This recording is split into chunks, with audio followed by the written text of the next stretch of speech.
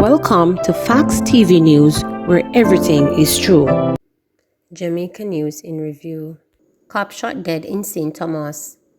A 37-year-old policeman was shot dead on Monday afternoon in York District in Seaford, St. Thomas. He has been identified as District Constable Mark Forsky, who was assigned to the Trinityville Police Station. Information reaching reporters is that about 3:10 p.m., the cop received a call from residents that strange men were seen in a lane off York Main Road. The cop, it is understood, made contact with the St. Thomas Operation Support Unit, OSU, and informed them of what he was told. He then went to the lane to investigate. Shortly after, gunshots were heard. He was later found at the rear of the premises suffering from gunshot wounds. He was transported to the Princess Margaret Hospital where he was pronounced dead. Man gunned down in Clarendon was accused of sex with a minor. A 41-year-old man who was accused of having sex with a minor was fatally shot while at his home in Raymond's district case in Clarendon Saturday night. According to a police source, Sian Juba Copeland had just arrived home and went to the back of his house to fetch water when neighbors heard that what they believed to be gunshots. They summoned the police. Lawmen arrived to find Copeland on his back in a pool of blood with gunshot wounds to his head and upper body. The incident occurred about 10:45 p.m.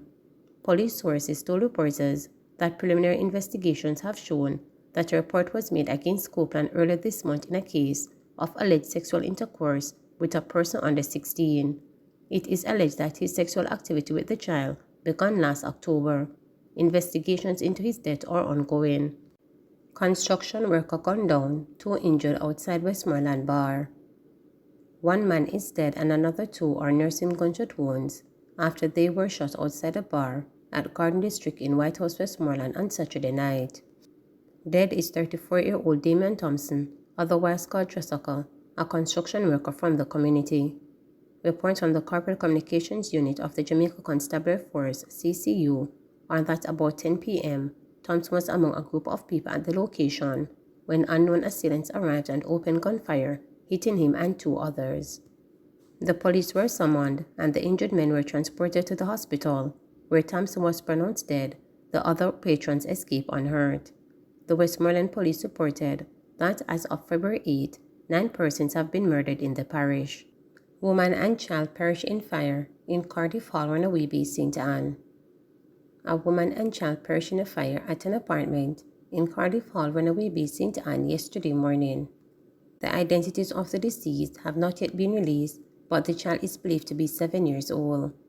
Public Relations Officer at the Jamaica Fire Brigade, Emilia Ebanks, told reporters that firefighters received a call about the blaze shortly after 11 a.m. He said firefighters responded and the charred remains of the 2 victims were removed. We received a call at 11:09 a.m. that there was an apartment building on fire in Cardiff Hall, St. Anne. On arrival at the location, we saw a 1-bedroom kitchen and bathroom apartment on fire. The apartment was completely burnt out, and during the cooling down operation, we came across 2 burnt out mattresses and 2 bodies. Information we received is that it's 1 adult female and a 7-year-old child. We presently have investigators on scene trying to ascertain the cause of the fire, and the risk and loss have not been ascertained just yet. St. Anne family devastated following murder of businessman Wesley Trench. A St. Anne family has been left in shock and mourning following the gruesome murder of a man in Party. The deceased has been identified as 32-year-old Wesley Trent at Mount Edgecombe in Runaway Bay and Perry. Trent's body, with stab wounds, was found beside his car along the main road at about 6 a.m. He was a sales manager for Carcass Limited and also operated the Cloud9 Sports Bar in Party. The Trench family of Party is well known, and residents of the community and St. Anne in general have expressed sadness at the death of one of its members. Some relatives have taken to social media to express their grief, adding that Trent's mother has taken the news of death of her youngest child especially hard. Members of the Yalcassa High School alumnum community described Trench as a kind and ambitious young man. And the St. Anne business community was wrought by reports of the life of another young entrepreneur that has been cut short. Chairman of the JHTA Ocheres Runaway Bay Chapter, past president of the St. Anne Chamber of Commerce, Ronnie Taylor, has joined in extending condolences to the Trench family. Our members have been just shocked and in disbelief, and our condolences go out to the family. I mean, as I said, shocked and disbelief, that's what it is for all of us this morning when we woke up with this news. And every single member has been expressing, just the whole sorry there. And of course, to the private family, business community, we want to say that our hearts are with you at this time. We sincerely pray for all of you, every single business person. We are all business persons as well, whatever field we are in. So we really feel it for you, and our condolences and our hearts reach out to every single one of you. And of course, if there's anything that we can do from our association, we'll be happy to reach out to each other to ensure that we all go through this together. Man shot dead in Halfway Tree. A man was shot and killed in Halfway Tree, St. Andrew. Reporters understand that the man was gunned down in the vicinity of the Pavilion Mall.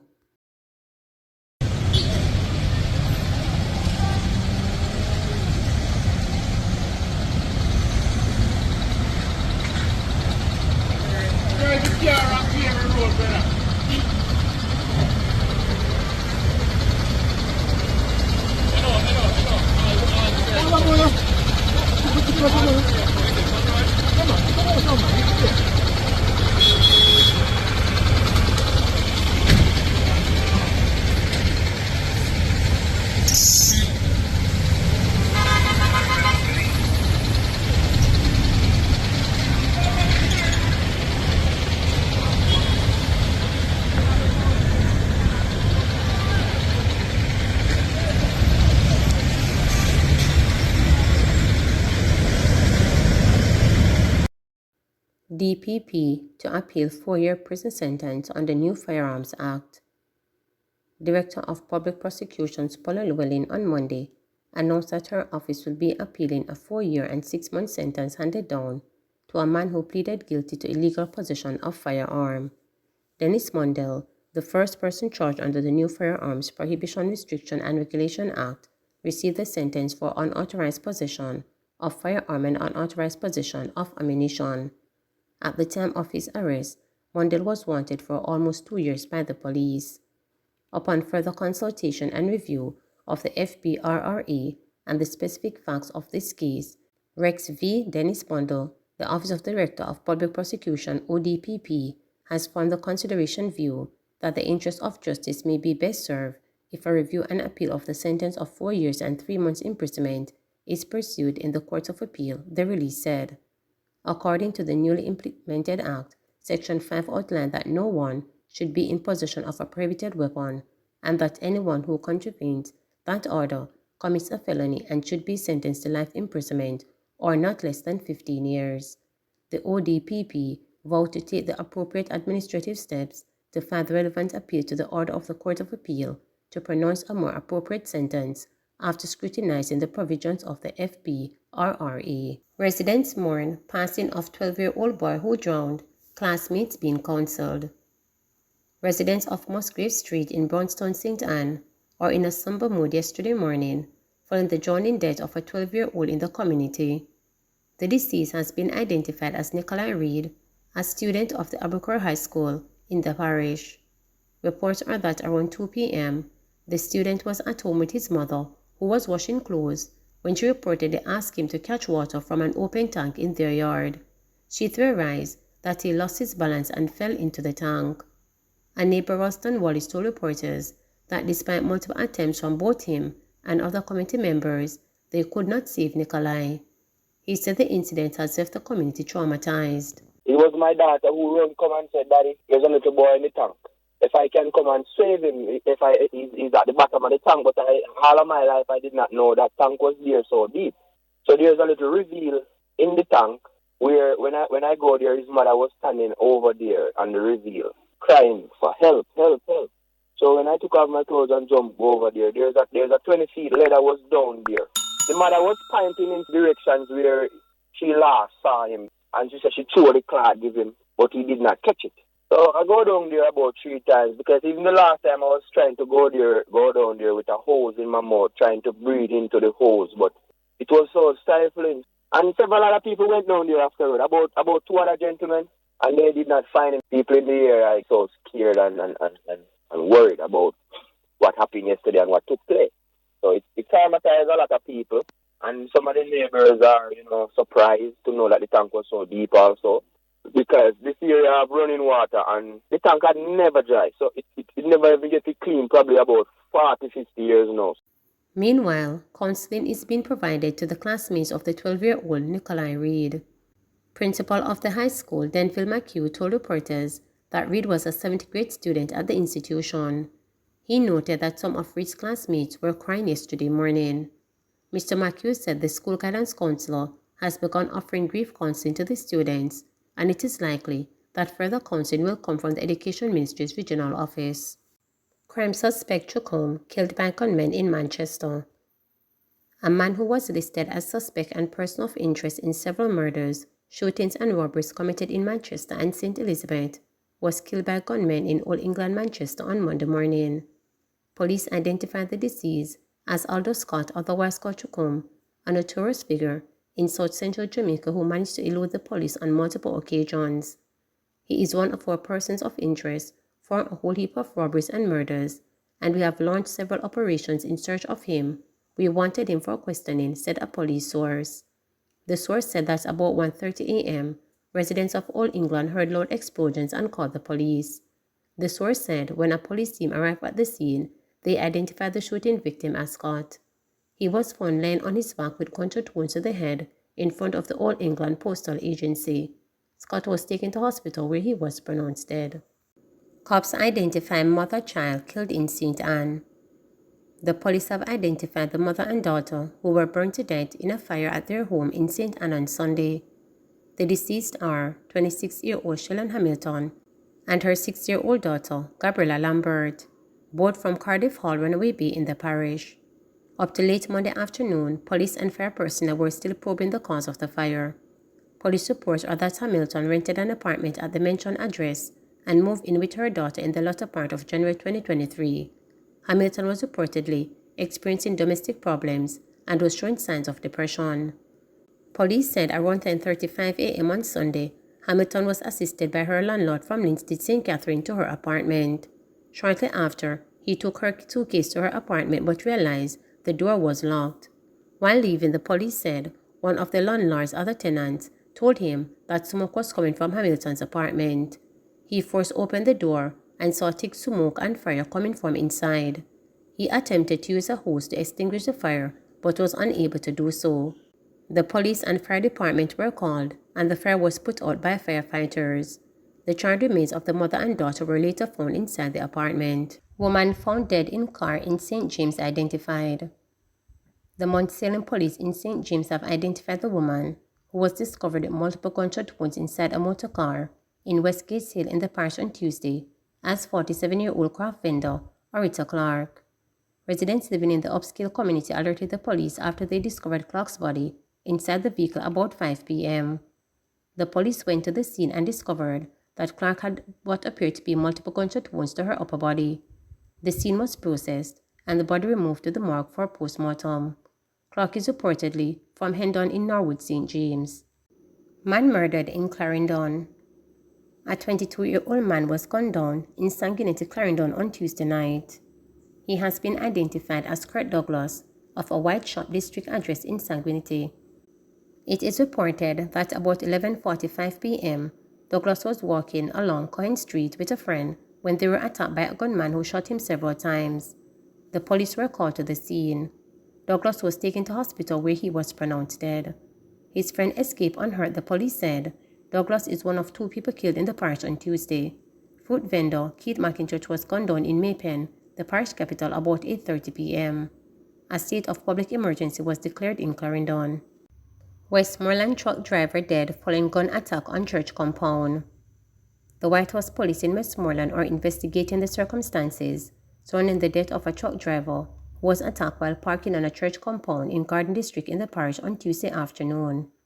He has been identified as 39-year-old Ardell Salmon of Garden District.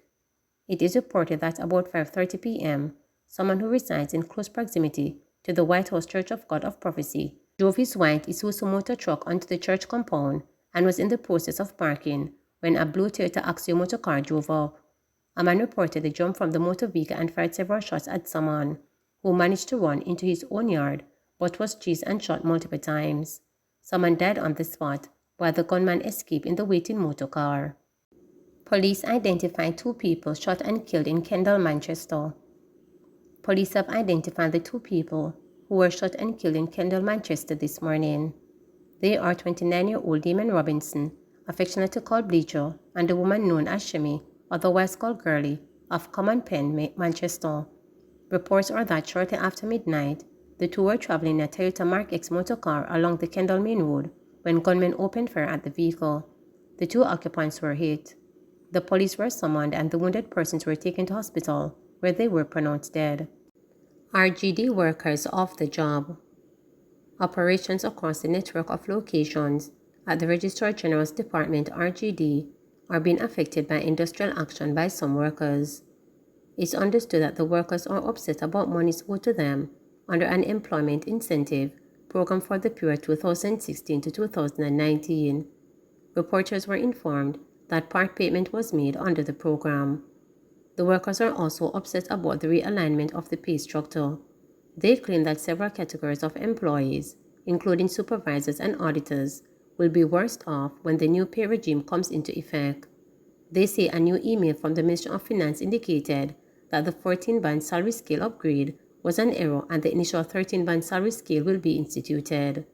Scores of people who turned up at the Twickenham Park office of the RGD from as early as 6 o'clock Monday morning were left frustrated after they were informed by security that the office was not accepting customers due to the action by staff. "Me come here, come collect me age paper, and me come here to collect a death certificate to give them. Why them choose to strike? Why them couldn't strike from last week when the taxi man them did the past strike? Everybody should have come together and do one strike. This is madness," a disgruntled customer told reporters. "Them have the baby them stand up out there so in the sun. Through them not get enough money. Right now, me feel ignorant, Me a grieve right now, Go come out here and come back out here, And me have business to deal with," she complained. O'Neill Grant, president of the Jamaica Civil Service Association, JCSA, has said a meeting is set for Monday afternoon to iron out issues that resulted in the industrial action by the RGD staff members. Mr. Grant said the union has been in dialogue with the Ministry of Finance to determine the rationale behind the workers being in receipt of one alignment and now being told that there was an error and a new alignment is to take effect. The staff are feeling that they are not being properly valued, and as a result of that, things too with their compensation and their conditions of work are not being properly treated, he suggested. Mr. Grant added that there are still issues in relation to the payment of the increments that were due to the workers. The payments, he said, should have been made by late last year to January this year. Please remember to subscribe, like, share, and click the notification bell.